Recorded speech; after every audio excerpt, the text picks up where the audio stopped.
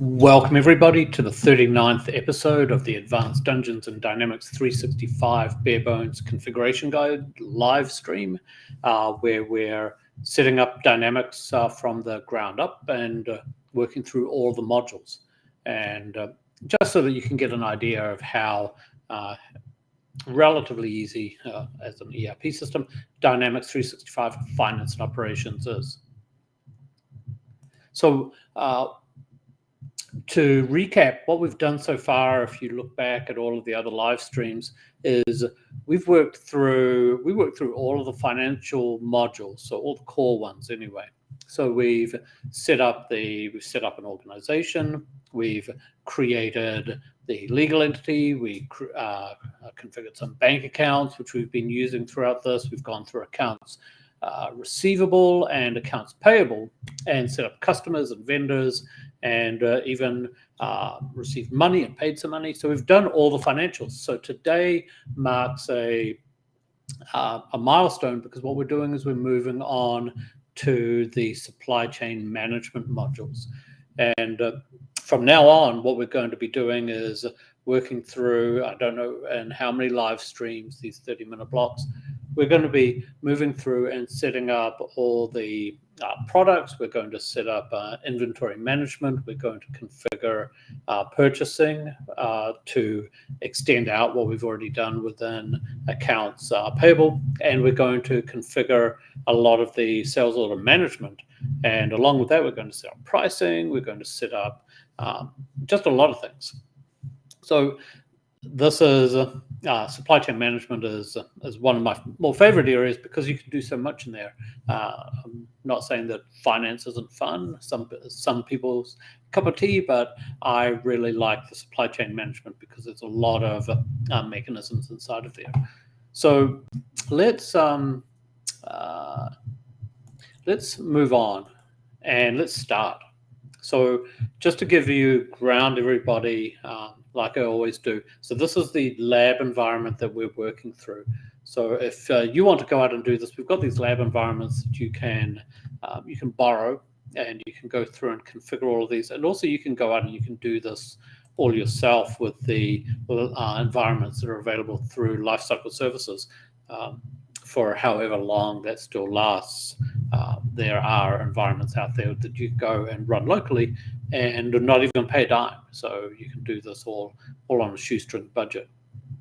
So what we've got is we've got our environments for the Water Deep Trading Company. We've got our legal entity. We've got all of the finance module configured. And now we want to move on to the supply chain management. Now what we're going to do is we're going to be using the, let me hide this to get some more space. So what we're going to do is we're going to be working through the bare bones configuration guides. So these are our step-by-step instructions that we're working through here, just like you would if you wanted to go out and learn how Dynamics works. And this is a seventh sort of group of labs or modules that we've got that are for the product management or product information management. The first thing we need to do when we go out and set this up is we want to go out and set up some of the controls and some of the mechanisms that we're using for the product management. Some of the things that we need before we can even go out and create a product. We should work through these pretty quickly, but we'll get an idea of how these work in the system. And what we're going to do is we're going to start, if we go out and look at what we're trying to do, we're going to start with the storage dimensions. Now, storage dimensions say, just like the name says, how do we store this? How do we track the location of the inventory in the system? And what we want to do is we want to we can say, do we want to track it at sort of like a site level, which may be like the Water Deep Trading Company location? Do we want to track it at a warehouse? So maybe we've got a raw materials warehouse and a finished goods warehouse, and maybe we've got a retail warehouse or a retail location where we've got all the inventory stored. Or do we want to track it down to a location? And so we may want to go out and track it down to that this product is stored in this bin, so that we can go and easily find it, as opposed to like a storage yard which has got bulk product.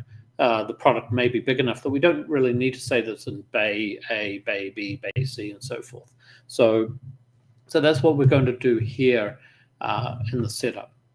And we're going to configure what we call the storage dimension groups. And this is when we create a product, we're going to say, how do we store it? We're going to store it at the site level, at the warehouse level, the location level, or using warehouse management, which we're also going to set up as well. So let's let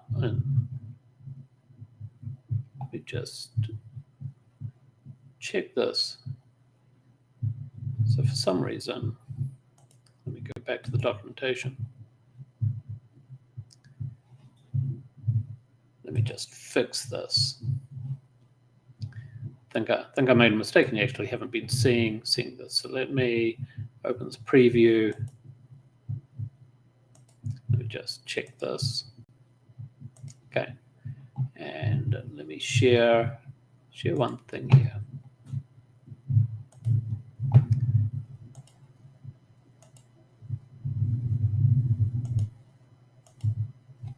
Okay, sorry, I just noticed that we were still on the server and we weren't talking about the documentation. But what we're going to do is we're going to talk about the storage dimension groups, and again, where if we look at what we're going to do here for this module, we're going to go through the storage dimensions and the tracking dimensions and so forth.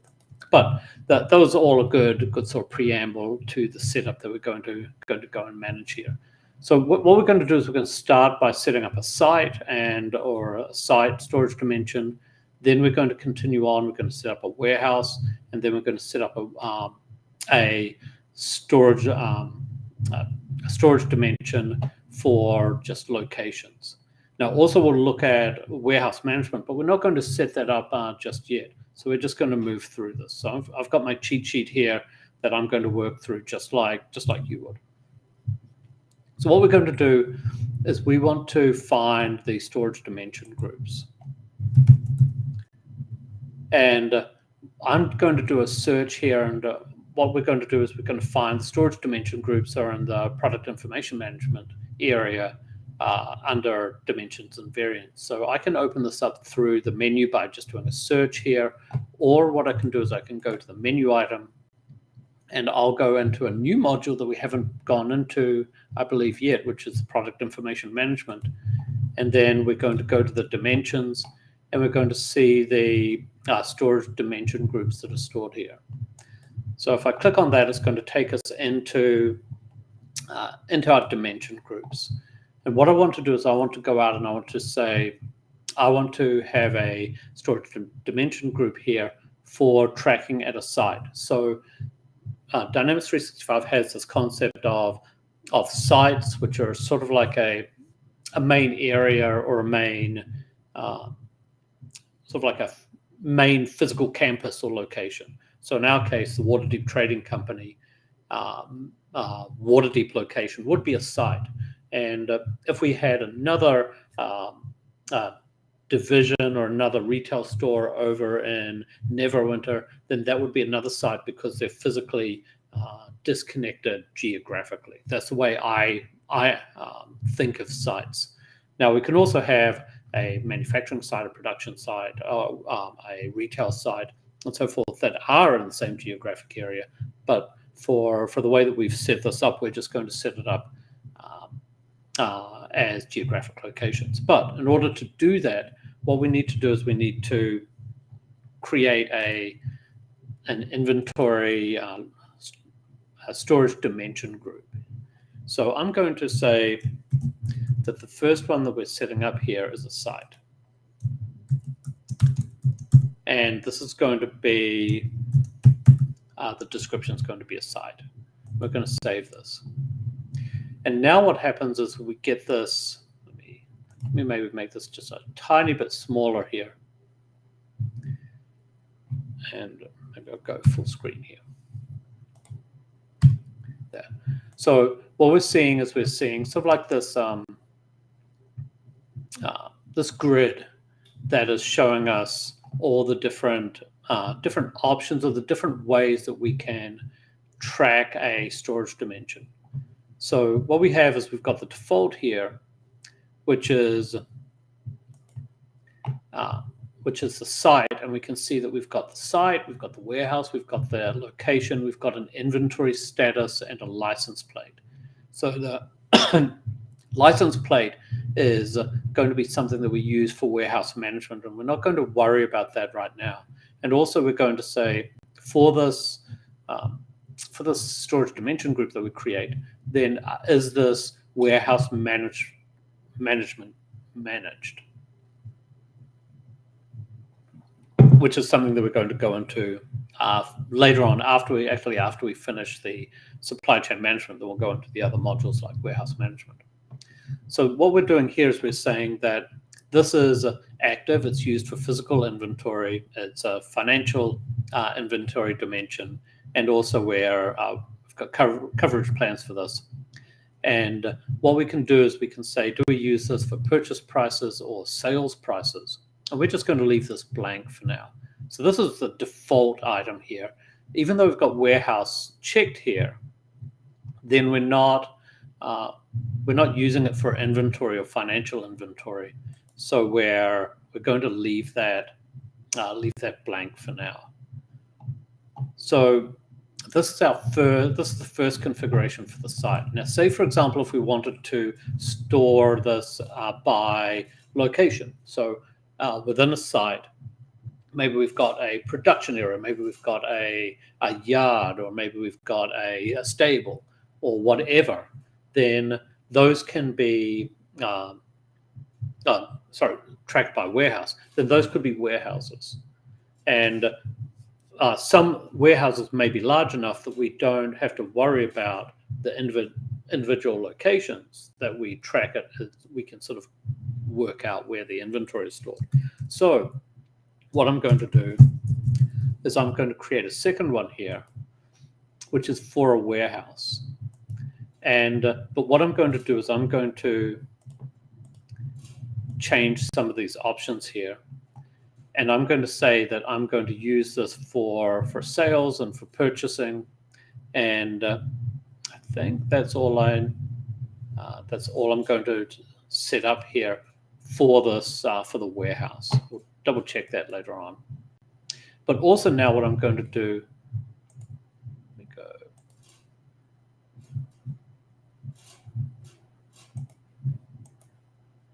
I'm just checking. Yeah. So all we're doing is we're specifying some of the purchasing items. Now, if I go out and if I want to create another one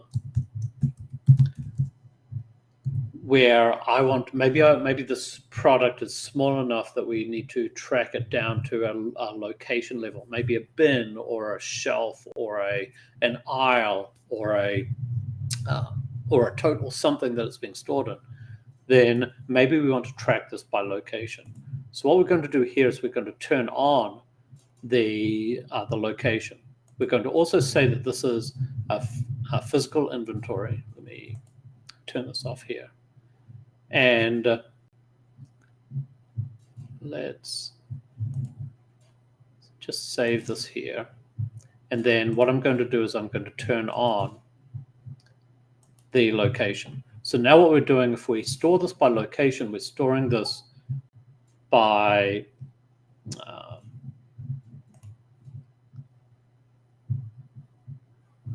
that we're storing this down to the location level. And then I'm saying I'm still tracking the financial inventory by site. My physical inventory is being tracked down to this level, and the coverage plan is stored here. I'm a little bit, I may need to go and check that. Let me just check one thing. We may need to go out and specify the physical inventory level here for the warehouse, but that's not what I've got set for physical. Actually, for the warehouse, I'm just looking at my notes. I do need to specify that I need to track this for the warehouse as well.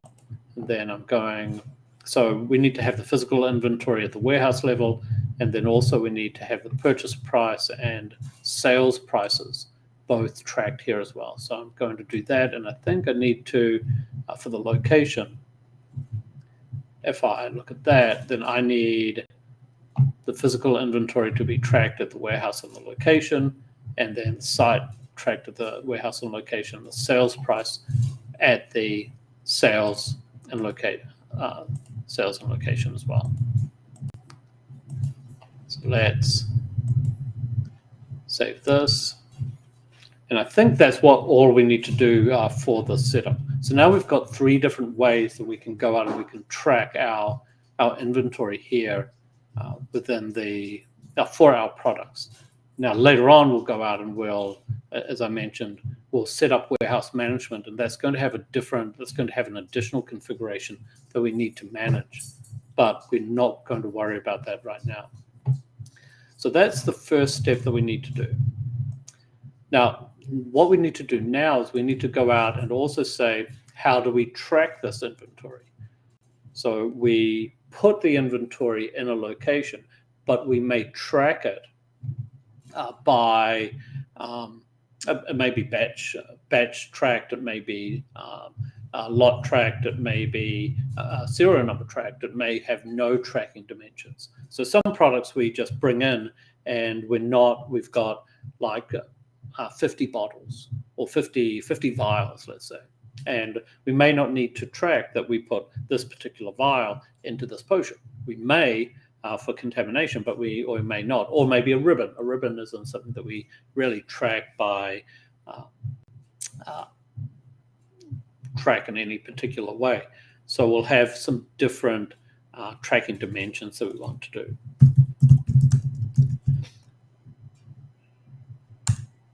So what I'm going to do now is I'm going to go out and I'm going to create some tracking dimensions. And I think what I'm going to do here is I'm going to create one that I'm not tracking in inventory. And then I'm going to also add a batch and serial number dimension, and then also one for a batch and serial. So there may be a case where we want to have both of those tracked within the system. So let's work through that and set that up in the system. So I'm going to go over here and I'm going to find my tracking dimension groups. So this is, I can find this through the menu. So I can just do tracking dimension groups, and then this is in the product information management. Or I can go out and I can find the tracking dimension groups here within the menu right next to the storage dimension groups. So this is our sort of management tool that we're going to use. So I'm going to create my first tracking dimension group, and this is going to be for, I was put none and none. So in other words, I'm not tracking any of this. And then what we've got is we've got the dimension groups showing up that say what are we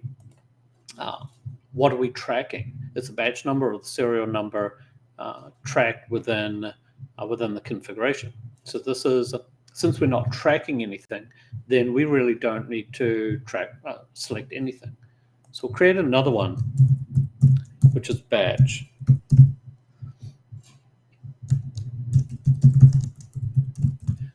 And I'm going to save this.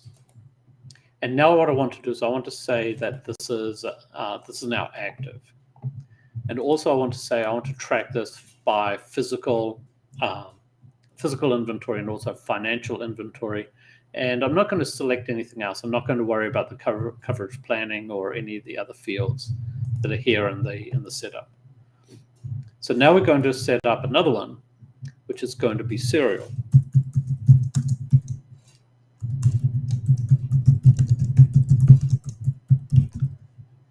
And in this case, if we have a product that comes in that's serialized, which may be a piece of equipment, usually we don't batch track equipment, but we have a serial number so that we want to see that this component maybe failed. So I'm going to do the same thing here. I'm going to say I want this for financial inventory and also for physical inventory.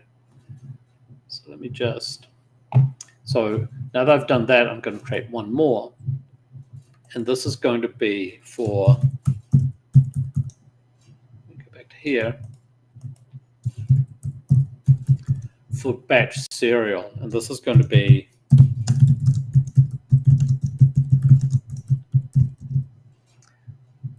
so this could be a component where it's being produced, but every item that's being produced in that batch is also going to be tracked by a serial number as well. And then I'm just going to, for that one, I'm going to say that the batch number is active, the serial number is active. For physical inventory, these are both active. And I'm not going to worry about the financial transactions. And if I look, I'm just looking back at some of the other items. I may turn off the financial tracking for,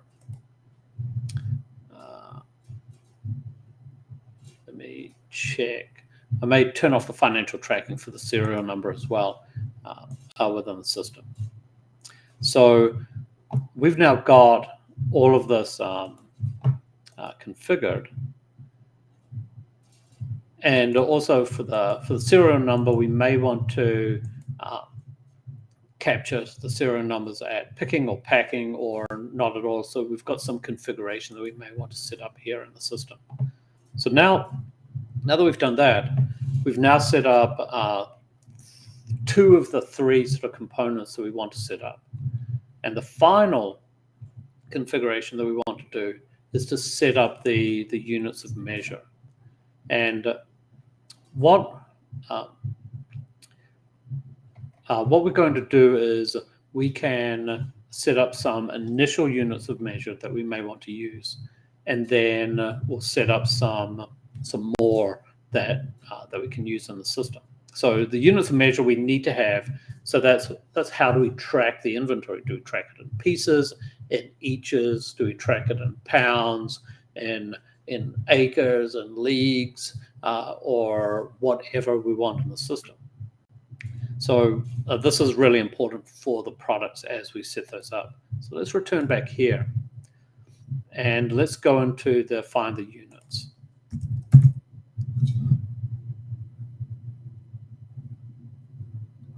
So the units we can find, we can actually find it in the organization administration. So it's not within the products. So if we go over to the org administration menu, then go, let's find the units over here, then we've actually got units configured, a unit table that we can set up.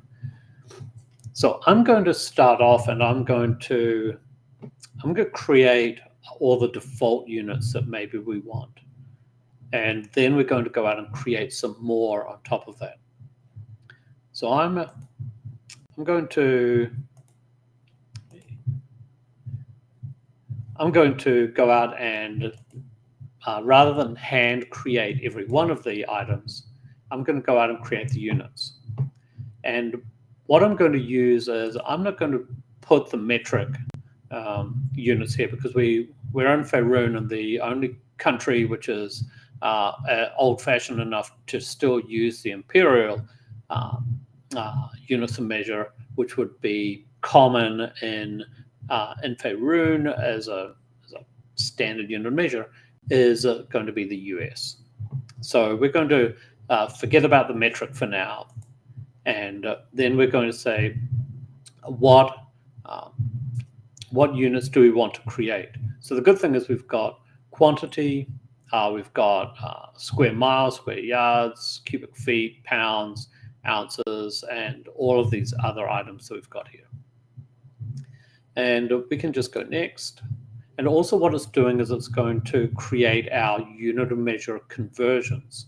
So from inches to feet, from feet to yards, from yards to inches, and so forth, and all of these different conversions. So this saves us a lot of time with manual setup. And I'm just going to finish this. And now what we've got is we've got all of our standard units of measure that we may want to use in the system. Now, I might I don't like quantity, and also because it's got an uppercase and everything's lowercase, I'm going to delete this one. Is it going to the unit of conversions? Okay, so it's not allowing me to delete it, so I'll have to live with this in the system. But there are some items which aren't already aren't set up by this wizard. So we're going to create. If I go back to my documentation, we're going to create some eaches and pieces, and also we could go out and create other units of measure that we've got here in the setup. But eaches and pieces are important ones for us that we want to configure. So I'm going to create a new unit of measure, and I'm going to say this is eaches, and this is going to be a quantity unit of measure. So this is if we create other items like time or length, maybe we create a league or an acre, which may be area, then we choose the class that this is associated with. This is important when we go out and do unit of measure conversions, because we have inter and intra-class conversions that we set up. So I'm going to save eaches, and then I'm going to create another one, which is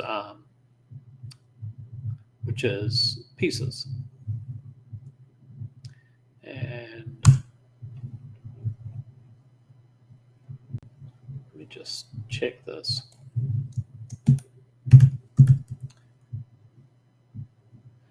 And this is also a quantity unit of measure as well. So let me see. So the eaches is there, the pieces is there, the quantity is there. Now the difference between pieces and eaches is usually a piece is part of an each, which is a minor distinction, but it's something that we can set up. Now, also what we can do is we could set up some other items that are here. Let me see.